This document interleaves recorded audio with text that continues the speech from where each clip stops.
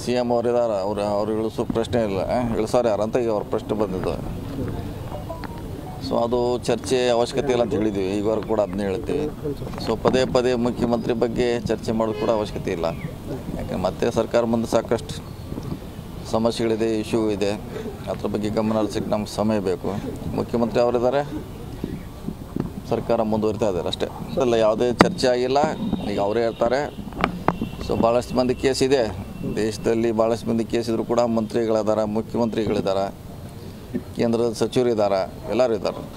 So ಅದು ಒಂದು process ಅಷ್ಟೇ. ಅದು ಅದ್ರ ಪಾಡಿಗೆ ಅವ್ರು ನಡೀತಿದೆ. ಒಂದೇಳೆ ಕೇಸ್ ನಡೆದ್ರು ಕೂಡ ಅದ್ರ ಪಾಡಿಗೆ ನಡೀತಿದೆ. ಸೊ ರಾಜೀನಾಮೆ ಕೊಡಬೇಕಂತ ಸಿ ಎಮ್ ಅವರಿದ್ದಾರೆ, ಅವ್ರು ಇಳಿಸೋ ಪ್ರಶ್ನೆ ಇಲ್ಲ. ಇಳಿಸೋರು ಯಾರು ಅಂತ ಈಗ ಅವ್ರ ಪ್ರಶ್ನೆ ಬಂದಿದ್ದು. ಸೊ ಅದು ಚರ್ಚೆ ಅವಶ್ಯಕತೆ ಇಲ್ಲ ಅಂತ ಹೇಳಿದ್ವಿ, ಈಗವರೆಗೂ ಕೂಡ ಅದನ್ನೇ ಹೇಳ್ತೀವಿ. ಸೊ ಪದೇ ಪದೇ ಮುಖ್ಯಮಂತ್ರಿ ಬಗ್ಗೆ ಚರ್ಚೆ ಮಾಡೋದು ಕೂಡ ಅವಶ್ಯಕತೆ ಇಲ್ಲ.